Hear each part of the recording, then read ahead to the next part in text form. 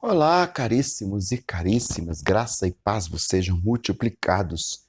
Eu sou o professor Daniel Ramos e estamos na lição 11, Lucas, Atos, o modelo pentecostal para hoje.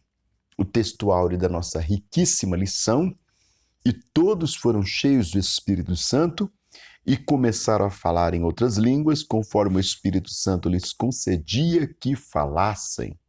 Atos 2:4. Verdade prática, a atividade do Espírito Santo e as suas implicações na vida cristã são o padrão bíblico adotado pelo crente pentecostal. O autor vai usar, como sempre, mais de um texto para elucidar a sua lição, e o primeiro texto vai ficar em Lucas, capítulo 1, verso 22. Lucas, capítulo 1, verso 22, 21 e 22. Vamos lá? Lucas, capítulo 1. Eu estou lendo na Nova Almeida atualizada e na revista deve estar a Almeida Revista Corrigida. Lucas, capítulo 1, leitura bíblica em classe, verso 21 e verso 22. O povo estava esperando Zacarias e admirava-se com a demora dele no santuário. Quando Zacarias saiu, não lhes podia falar.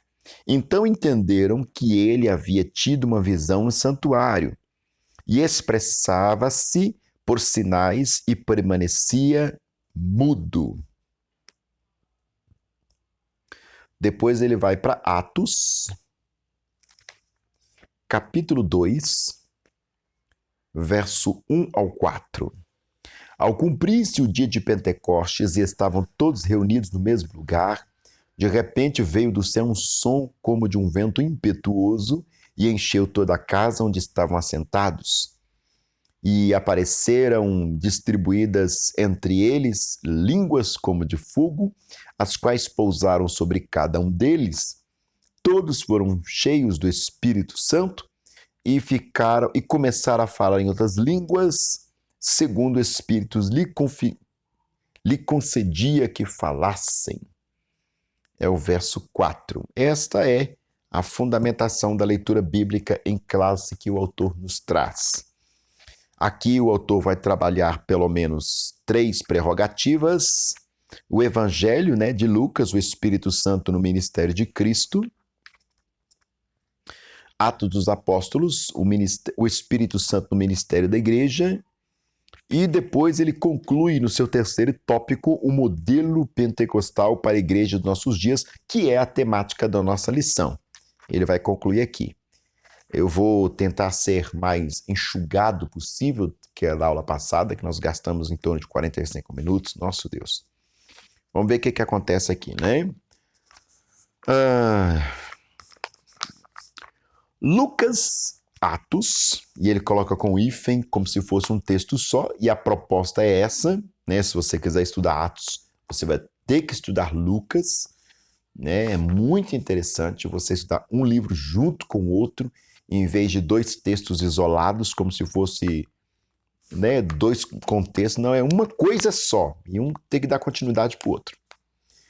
Lucas, Atos são 2 volumes de autoria do médico amado, segundo Colossenses, segundo o que eu estou falando aqui, através de, como disse, porque alguém vem me corrigir, segundo Colossenses, mas não existe segundo Colossenses, tem primeiro Colossenses, eu estou falando segundo, é segundo fulano de tal, é isso que eu estou dizendo. Colossenses 4,14. Os relatos são escritos a partir das premissas históricas e também teológicas. Registra que a unção do Espírito que repousava em Jesus também foi concedida à igreja, Atos 2,33. Se você parar para perceber, isso até foi a minha tese de mestrado, há um rito de descida do Espírito Santo na teologia lucana. O Espírito desce em Maria, começa o projeto histórico salvífico. Depois o Espírito desce sobre Jesus, começa o ministério de Jesus. O Espírito desce sobre a igreja e começa o ministério da igreja. Então, sempre quando alguma coisa vai começar, tem uma descida do Espírito Santo. Desde o Pentecostes, o derramado Espírito Santo permanece como modelo para a Igreja de Cristo. A palavra-chave dessa lição aqui é Espírito. Tem autores até que vai comentar, né, que se os 4 evangelhos estão falando de Jesus, Atos está falando do Espírito Santo e nós poderíamos chamar de o Evangelho do Espírito Santo. É interessante a perspectiva, né? Mas enfim, coisa de pentecostal. Vamos trabalhar então o Evangelho de Lucas, o Espírito Santo no ministério de Jesus Cristo. E tem, apesar de Lucas ser discípulo de Paulo, que tem uma visão altamente cristocêntrica, já a visão lucana, ela é mais pneumatocêntrica. Ela vê o Espírito agindo em, o Espírito agindo ni, ou ne, ou on. Você sempre tem o Espírito como modus operandi. Aqui o Espírito Santo trabalha no Evangelho, o autor vai dizer para nós isso, né? O Espírito Santo trabalha no Evangelho, o Espírito Santo e o batismo de Jesus Cristo, o Espírito Santo e a tentação de Cristo, e o Espírito Santo e a missão de Cristo. Vamos ver então o que o autor vai trabalhar com a gente. Lucas registra que os fatos acerca da vida e obra de Jesus Cristo, lá em Lucas capítulo 1 ao 3, vai ser enfatizado o papel do Espírito no advento do Messias. A ação do Espírito é percebida na vida do precursor de Cristo. João Batista, Lucas 1, 13 e 15, na vida de Isabel e Zacarias, seus pais, Lucas 1, 13 e 67, na concepção virginal de Maria, Lucas 1, 35, e na vida de Simeão ao conhecer o Messias antes de morrer, Lucas 2, do 25 ao 32. O Evangelho ainda ressalta o poder de Cristo em batizar no Espírito Santo e com fogo. Esse negócio de batizar no Espírito Santo e com fogo é um pouco perigoso, né? A gente fazer essa mistura, porque o contexto não mostra o fogo necessariamente para nós, né? Apesar de pousar sobre eles línguas de fogo. O fogo tem uma conotação mais de juízo, se a gente analisar junto com o texto narrado nos outros evangelhos, claro. O Espírito Santo e o batismo de Cristo. Ao descrever o batismo de Jesus no Jordão, Lucas informa que, estando o Senhor orando, o céu se abriu. Lucas 3:21. O Espírito Santo desceu sobre ele em forma de pomba. Lucas 3:22a. E uma voz do céu dizia: Tu és o meu filho amado. Lucas 3:22. O evento da descida do Espírito e a voz que o identificava como Filho de Deus tinha como propósito marcar o início do ministério público de Jesus, Lucas 4, versos 1, 14 e também o 18. Também serviram como sinal para João Batista confirmar que Jesus era o Cristo, como a gente vai ver lá em João, capítulo 1, 32 e 33. Porque em João, no Evangelho de João, quem narra a cena do batismo é João Batista. Eu vi o Espírito narrar sobre ele. É interessante. Em todos os outros 3 evangelhos, o batismo de Jesus é uma espécie de reportagem. Lá no Evangelho de João, é um testemunho de João Batista. E, por favor, não confunda João Batista com João Evangelista. Né? Após o batismo nas águas e cheio do Espírito Santo, Lucas 4, parte A do verso 1, Jesus foi impelido pelo Espírito ao deserto e lá foi tentado pelo diabo durante 40 dias. Impelido é levado, tá, gente? Que essa palavra horrorosa, impelido, né? Vou te impelir ali do outro lado da rua, né? Impelir, pelo amor de Deus. Como é que a pessoa coloca uma palavra dessa numa revista de escola dominical? Impelir. Eu fico observando os irmãos lá pensando, né? Como é que um professor lá do interior de Minas Gerais, né? A região ali sei lá, aquele interiorzão de meu Deus lá, impeliu. O Espírito impeliu. Não sei para que faz isso. Desculpa, vamos continuar. Nesse período manteve a comunhão com o Pai e se fortaleceu por meio da oração e do jejum. A vitória do Senhor sobre a tentação demonstra que ele estava capacitado para cumprir seu ministério. Jesus venceu o diabo pelo poder do Espírito e da palavra de Deus. Lucas 4, 4, 8, 12, 13. Não sei. Eu penso que Jesus não venceu o diabo nem por causa do poder do Espírito, nem mesmo por causa do poder da palavra. O diabo tentou Jesus com sofismas. O que é sofisma? É uma verdade cheia de misturinhas bem disfarçadas de mentira.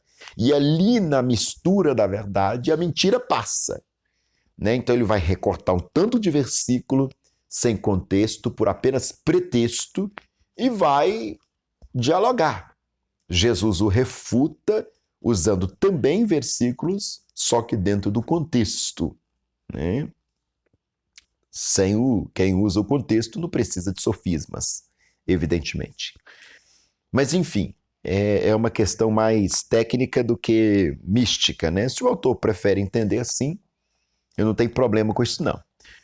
O Espírito Santo e a missão de Cristo. Vencida a tentação no deserto, Jesus volta para a Galileia, também conduzido pelo Espírito Santo, né? O Espírito levou, o Espírito trouxe. Né? Tem um trânsito aí, ó. Leva para o deserto, traz para a Galileia. É um trânsito, né? E em João isso fica muito mais claro. Após ministrar em alguns lugares, dirigiu-se para Nazaré. Na sinagoga, ao abrir o rolo de Isaías, leu a passagem que dizia: "O Espírito do Senhor é sobre mim", Lucas 4,18. É uma referência de Isaías 61, verso 1 e 2. Ao terminar a leitura, o Senhor Jesus afirmou: "Hoje se cumpriu a Escritura", lá no capítulo 4, 21. Aqui o Senhor declara que a unção do Espírito qualifica seu ministério para evangelizar, curar, libertar, restaurar os pecadores. Lucas 4, 18 a 19. E é interessante que quando Jesus termina de ler essas coisas e tem todo esse comportamento, diz que aqueles que estavam dentro do recinto se levantaram para bater nele. É interessante, né, gente? As maiores agressões que nós vamos viver são os de dentro da casa e não os de fora. Isso aqui é só um abre e fecha aspas, um parênteses, sei lá, como vocês querem. E dói muito mais. É claro que não aconteceu, porque Jesus foi levado pelo Espírito para fora do meio deles, conduzido, ninguém conseguiu colocar a mão em Jesus, mas é uma coisa bem interessante. A sinopse do primeiro eu faço questão de ler, porque eu achei bem interessante. A unção do Espírito Santo esteve presente na vida e ministério do Senhor Jesus, capacitando-o, eu penso que essa palavra é muito cara, capacitando-o para cumprir a missão para o qual Deus o havia enviado, né? Mas não confunda capacitação do Espírito por inspiração, por capacitação do Espírito, que seria uma espécie de possessão. Eu não sei nada e Deus vai me usar mesmo assim. Deus nos usa, irmãos e irmãs, a partir daquilo que nós temos, né? A partir daquilo que nós temos, porque ele vai nos inspirando. É por isso que a gente tem que meditar na palavra, examinar as escrituras, fazer nossos devocionais diários na escritura, porque ele vai ali, ó, mexendo, trabalhando nosso intelecto em uma hora, isso tudo vai ser usado para o benefício da obra. Até engasguei aqui porque é tão interessante isso, o benefício da obra e a glorificação do nome de Jesus. Mas se eu sou uma pessoa que não gosta de ler Bíblia, eu não gosto de estudar a Bíblia, como é que o Espírito vai me usar? É bem capaz de eu nem saber discernir se é o Espírito ou não que está querendo me usar. Ele está dizendo aqui um auxílio teológico a respeito do batismo no Espírito Santo. Eu faço questão de ler, apesar de tomar bastante tempo isso aqui. Né? Vamos lá. Auxílio teológico primeiro. O batismo, o propósito do batismo no Espírito Santo. Para que serve uma pessoa batizada no Espírito Santo? Lembre-se, nós estamos numa Assembleia de Deus, ou pelo menos a maioria das pessoas que me assistem são assembleianos, e outros são de igrejas pentecostais, que têm as doutrinas bem semelhantes aos costumes e à hermenêutica assembleiana. Por isso que é bastante interessante nós colocarmos isso aqui. Em adição ao poder para servir, através do qual o indivíduo se torna canal de testemunho para o mundo, o batismo no Espírito transforma-se na entrada para um tipo de adoração que abençoa os santos reunidos de Deus. O batismo é a porta de entrada de vários ministérios espirituais chamados dom do Espírito, ou dons do Espírito, né? Irmão Daniel, eu posso profetizar antes de ser batizado no Espírito Santo? Bom, a primeira vez que você profetizou, na verdade, você também estava sendo batizado no Espírito Santo. Foi uma inauguração, né? Os que converteram foram batizados em água e no Espírito no dia de Pentecostes. Os irmãos da CCB, né, Congregação Cristã do Brasil, eles não acreditam nessa fala que a gente usa, né? Essa frase, abre e fecha aspas, batismo no Espírito Santo, justamente por causa daquele versículo, né? Um só batismo, uma só fé, essas coisas. Eles acreditam selados no Espírito Santo, que Paulo vai usar muito também, né? Fostes selados no Espírito Santo. Como uma carta endereçada tem um selo, é o Espírito Santo na vida da igreja. É interessante, mas não anula a mesma coisa do batismo, que é mergulhado no Espírito. É muito interessante isso. Os que se converteram foram batizados nas águas do Espírito Santo, retomando, né? No dia de Pentecoste, mostraram novas evidências da obra do Espírito em suas vidas, conforme Atos 2, 42, 46, 47. Preservaram na doutrina dos apóstolos, na comunhão e no partir do pão e nas orações. E preservando unânimes todos os dias no templo e partindo o pão em casa, comiam juntos com alegria e singeleza de coração, louvando a Deus e caindo na graça de todo o povo. E todos os dias acrescentava o Senhor aqueles que haviam de se salvar. A igreja caiu na graça do povo. Isso é muito interessante, irmãos. Né? O que é que a gente deve fazer para cair na graça do povo? É um pouco complexo, porque todo mundo fica falando o tempo todo, não, porque o mundo tem que odiar, o povo tem que odiar a igreja, tem que odiar. Sempre ou a igreja ou é mundo, esse negócio. E aqui o texto diz que exatamente depois que eles fazem tudo o que tinha que ser feito, eles caem na graça do povo. É como se fosse uma receita para que isso aconteça. Nós temos aqui a descrição de uma obra contínua do Espírito que aprofundou a experiência dos crentes e seu amor a Deus e a sua palavra uns pelos outros e pelos perdidos. Assim também o batismo no Espírito Santo é apenas uma porta para a relação crescente entre ele mesmo e os crentes. Irmão Daniel, então quem não tem batismo no Espírito Santo não tem o Espírito Santo? Irmãos, uma coisa não tem nada a ver com a outra. Quando eu me converto ao Senhor, eu recebo o Espírito Santo e ele passa a habitar na minha vida. Porque não tem como eu reconhecer que Jesus é Deus e Salvador se eu não for convencido pelo Espírito Santo. Nós chamamos isso de infusão. Ele entra na minha vida e passa a habitar. Né? Tá ali. Efusão é o batismo do Espírito Santo. Pum! Explode uma máquina motora que manifesta. Né? Pá! Vê se você percebe. Então, efusão é o batismo no Espírito Santo. Mas não significa que o cristão que não tem batismo no Espírito Santo não tem o Espírito Santo. Porque seria o mesmo que a gente dizer que poderíamos reconhecer Jesus como Deus e Salvador das nossas vidas pela razão, sem necessidade do Espírito nos convencer. E isso aí é um conflito teológico. Todo cristão tem o Espírito Santo. Do contrário, ele não é cristão. Assim também o batismo no Espírito Santo é apenas uma porta para a entrada crescente, pela relação crescente entre ele mesmo e os crentes. Essa relação leva a uma vida de ensino, de serviço, onde os dons do Espírito provêm poder e sabedoria para a divulgação e o crescimento da igreja, como evidenciado pela sua rápida propagação em muitas outras áreas do mundo atual. É o que vai dizer Stanley Orton e William Menzies. É isso mesmo? Menzies. Olha que sobrenome. Doutrinas Bíblicas, o Fundamento da Fé Pentecostal, Rio de Janeiro, publicado pela CPAD em 1995. É isso. Vamos para o segundo tópico da nossa belíssima lição, os Atos dos Apóstolos, o Espírito Santo no ministério da igreja. O Espírito desce e começa o ministério da igreja. Ele vai falar sobre o Espírito Santo em Atos, a promessa cumprida no Pentecostes e a expansão da igreja primitiva. Bora lá? Ao concluir o evangelho, Lucas anota que Jesus instruiu os discípulos a esperarem revestimento do poder do alto. A gente encontra lá no 24, verso 49. Após o Senhor ter sido elevado aos céus, ou como de ver, excelso, né? Ascenso aos céus, o livro de Atos dá prosseguimento a essa narrativa, logo lá no capítulo 1, do 1 ao 4. O autor ratifica que o derramamento do Espírito Santo era a capacitação. Lembra que eu disse que isso é caro na sinopse do tópico primeiro? Capacitação, né? E isso, irmãos, batismo no Espírito Santo, no meio pentecostal, eu percebo um esfriamento. Não sei no estado que você está me assistindo, mas aqui em Minas Gerais, pelas igrejas pentecostais que eu tenho andado, a questão do batismo no Espírito Santo tem uma... Como é que eu posso dizer? É um esfriamento dessa busca. Essa expressão, não consigo dizer de outra forma, não.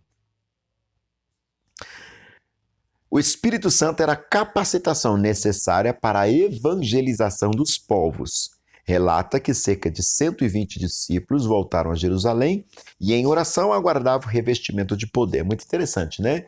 12 tribos, 12 discípulos, quase 120 discípulos, né? Tem uma planificação aí dos seguidores de Cristo. E Pedro, já na primeira pregação, ganha quase 3.000 almas. Ou seja, a igreja ganha um ponto de equilíbrio. Portanto, Atos registra a ação do Espírito na inauguração histórica da igreja como agência de Cristo. Trata-se da continuação da obra de Jesus por meio dos discípulos capacitado pelo Espírito Santo. Atos capítulo 2, verso 38. Agora ele vai entrar na promessa cumprida no Pentecostes. O batismo no Espírito Santo remonta à profecia de Israel. Desculpa, péssimo que eu fiz aqui agora. O batismo no Espírito Santo remonta à profecia de Joel, capítulo 2, verso 28. Cristo ratificou como sendo a promessa do Pai, Atos 1, 4. O cumprimento se deu no dia de Pentecostes, 2:1. Os discípulos foram cheios do Espírito Santo e falaram em outras línguas, 2:4. Eu preciso falar em línguas para ser batizado do Espírito Santo? Atos, capítulo 2, verso 4. Respondeu ou não respondeu? Pronto. Sinais naturais marcantes no evento ou no advento do Espírito Santo, como o som de um vento, línguas como de fogo. Desses fenômenos, somente o falar em línguas se repetiria nos demais registros de Atos. Desse modo, a partir do Pentecostes, os discípulos começaram a pregar pelo poder do Espírito Santo, muitas maravilhas e sinais eram operados e as almas eram alcançadas. Atos capítulo 2, 43 e 47. Agora ele vai falar um pouco da expansão da igreja primitiva. Claro, se o Espírito vem, ele capacita a igreja a crescer. Crescer é diferente de inchar. Inchaço é uma coisa, crescimento é outra. Só um parênteses. O poder do Espírito capacitou os crentes para o serviço cristão. A palavra serviço está ligada a ministério. Um ministro é um servo, um obreiro. Já no primeiro sermão, Pedro anunciou Cristo com intrepidez e quase 3.000 almas se converteram. Atos 2, 36, 38 e 41. Após a cura do coxo na porta do templo e a ministração da palavra, quase 5.000. Quantos nós temos agora? 3.000 mais 5.000? 5, 6, 7. 8. Quase 8.000. Filipe, na verdade, Filipe, na virtude do Espírito, pregou em Samaria e vidas foram salvas. Atos 8, 5 ao 13. Cornélio e sua casa receberam o evangelho pelo mover do Espírito. Atos 10, 24 ao 29. Paulo, cheio do Espírito Santo, alvoroçou o mundo e milhares de almas foram salvas e curadas pela pregação do evangelho. Atos 9, 15, 17, 17, 6, 19, 10, 24, 5. Esses relatos demonstram a ação do Espírito Santo na propagação do reino de Deus. A sinopse do tópico segundo, que eu também achei muito interessante, a manifestação do Espírito Santo em Atos dos Apóstolos revela a inauguração da história da igreja como agência de Cristo. Porque dele, por ele e para ele são todas as coisas. Vamos para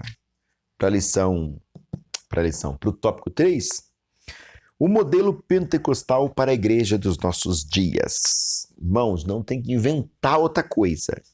tem que ficar na doutrina apostólica.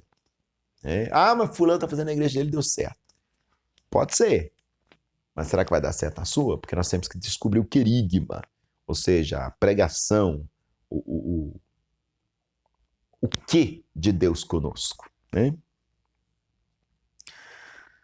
Aqui ele vai trabalhar o revestimento e poder do alto, as línguas como evidência inicial, eu sabia que ele ia tocar nisso aqui, e a plenitude do Espírito Santo. Bora lá? Pedro ensina que essa promessa está em vigor para todos os salvos, em todas as épocas. Atos 2, 38 e 39. Ou seja, derrubou a tese cessacionista que os tradicionais gostam de usar. Não, esses negócios tudo aí era para a igreja primitiva, para nós não precisa disso não. Né? Precisa sim. A experiência pode ocorrer junto ou após a regeneração. Atos 8, do 15 ao 17, o 10, 44 a 46. Ressalta-se que, no Pentecoste, os discípulos já tinham o Espírito Santo. João, capítulo 20, 22. Lembra? Infusão. Todo salvo que recebe o Espírito Santo na conversão, ou seja, Gálatas 3, verso 2. Porém, o batismo no Espírito Santo é algo distinto do novo nascimento. O Espírito habita em mim, nasci de novo, agora Deus opera em mim.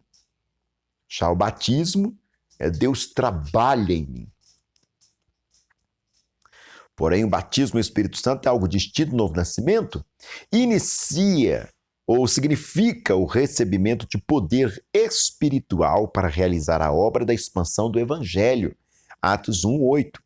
Para uma vida cristã vitoriosa, Atos 6, 8 ao 10, e a adoração mais profunda, 1 Coríntios 14, 26. Em vista disso, a exemplo dos primeiros cristãos, a igreja odierna deve buscar o revestimento do poder, Lucas 11, 13. Igreja odierna aqui que está falando, gente, essa palavra horrorosa, é a igreja pós-moderna, a igreja que nós somos nos dias de hoje. E agora ele vai mexer naquele tópico que eu queria muito, as línguas como evidência inicial. Gente, eu sou assembleiano raiz, então eu gosto dessas coisas assim.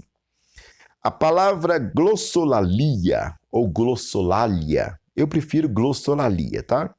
De origem grega, indica que as línguas concedidas pelo Espírito podem ser humanas ou celestiais. 1 Coríntios 13, 1. No Pentecostes, os discípulos falaram línguas. Atos 2, 4. Né? Línguas, que está dizendo aqui, é idiomas de gentes em todas as partes. Porque eles falam, né? Mas não são estes galileus? Esses que estão falando as nossas línguas maternas? E tinha gente de tudo quanto é lugar lá, né? Em Cesareia, o centurião e a família falaram línguas. Atos 10, 46. Os irmãos em Éfeso falaram línguas, Atos 19, 6. Em Samaria e na vida de Paulo, as línguas estão explícitas ou implícitas, né? Atos 8, 17, 18 e o 9 e 17. Assim sendo, o falar em línguas é evidência inicial do batismo no Espírito Santo. As línguas só cessarão quando Cristo voltar. 1 Coríntios 13, 8, 10. Havendo línguas, cessarão. Não precisa mais.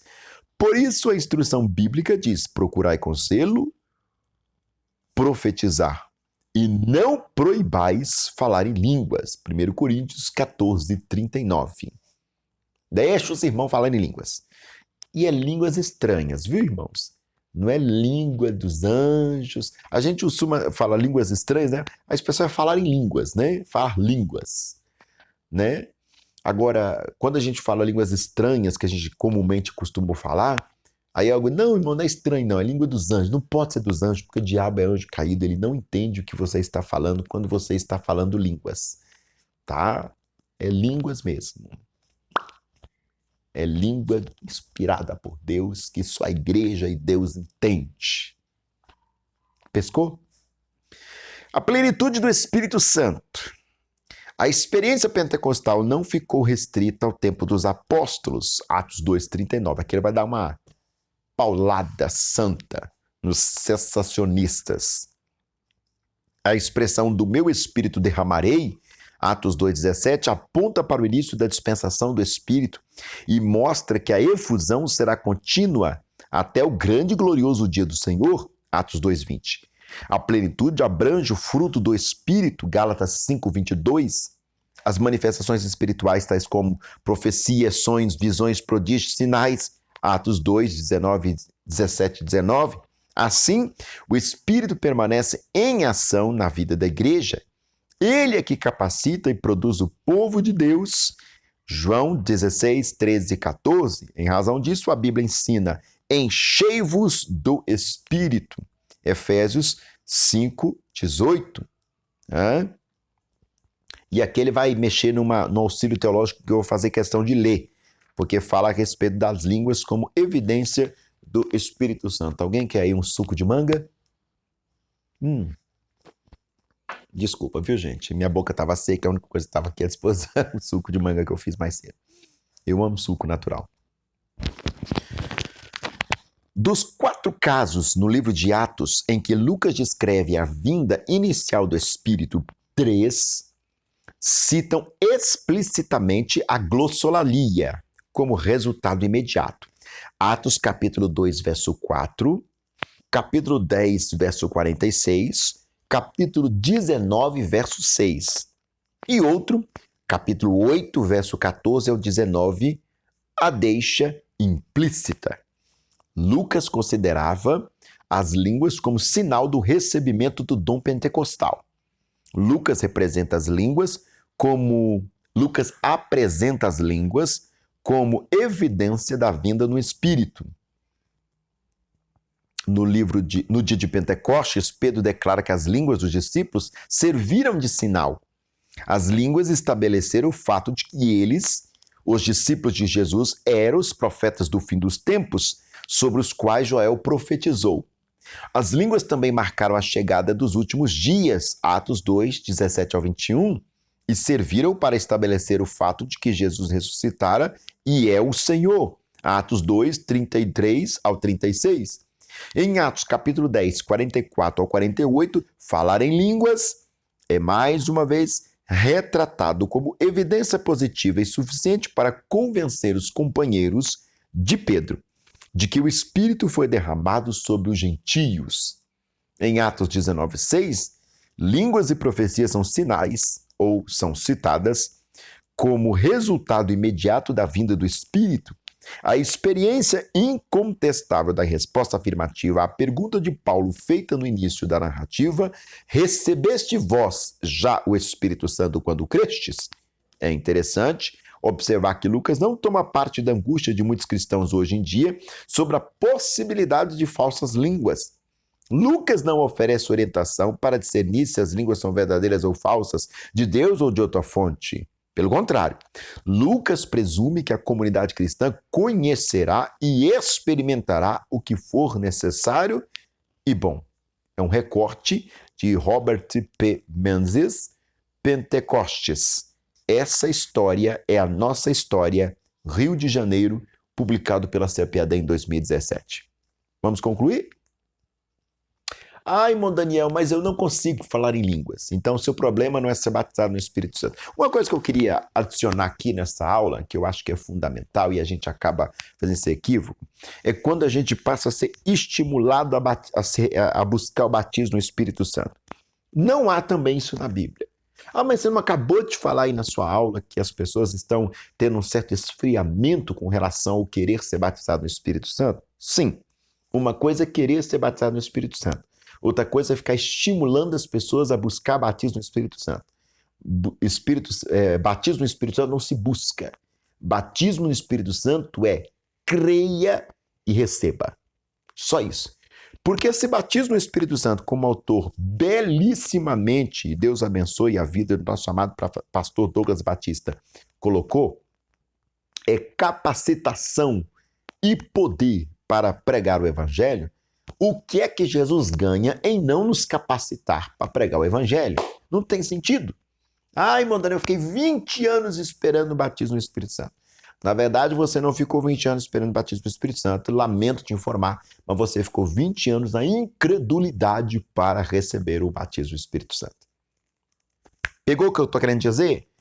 Se você não consegue receber o batismo do Espírito Santo, ore ao Senhor para que Ele te dê fé.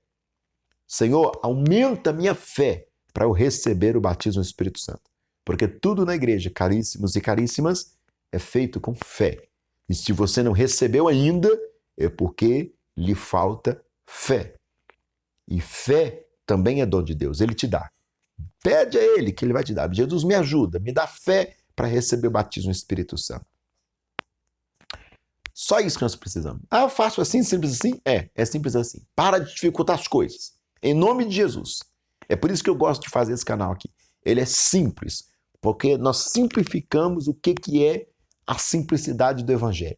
Colocamos ela do jeito que ela é. É assim, irmãos. Ó. Cheio de invento. Não. O Evangelho é simples. E é de forma simples que nós vamos continuar passando. Lucas descreve a capacitação do Espírito Santo no ministério de Jesus e no ministério da igreja, conclui o nosso autor, pastor Douglas Batista. Este revestimento de poder na vida do crente não é apresentado como um dom da salvação ou como um dom para a salvação. Não confunda ser batizado com ser salvo. Estou salvo em Jesus Cristo, o Espírito habita em mim. Estou batizado no Espírito Santo, o Espírito manifesta em mim. São duas coisas distintas. Mas, vou falar de novo aqui para a gente concluir o assunto. Esse revestimento de poder na vida do crente não é apresentado como dom para a salvação, mas como a unção dos salvos, ou seja, já é salvo, por isso que você é batizado, para o testemunho e o serviço cristão. Ah, mas na hora que eu estiver levantando a minha mão e me converter, eu posso ser batizado com o Espírito Santo? Evidentemente. Claro que pode. As duas coisas podem acontecer simultaneamente. Eu já vi e foi lindo demais. Esse é o padrão bíblico adotado pelo pentecostal, submisso ao ensino das Sagradas Escrituras. Contestar a Bíblia, não se esqueça, meus alunos e minhas alunas, é rebelião. Não preciso dizer mais nada, né? Deus abençoe sua vida e que possa derramar do seu espírito sobre a sua vida, sobre a sua casa, sobre o seu ministério, sobre a sua classe de escola bíblica dominical, cada vez mais. Beijo. Eu amo esses assuntos. Você gostou demais, né, gente? Ah, é bom demais. Ser crente é uma maravilha. Ser crente pentecostal é melhor ainda. Deus abençoe.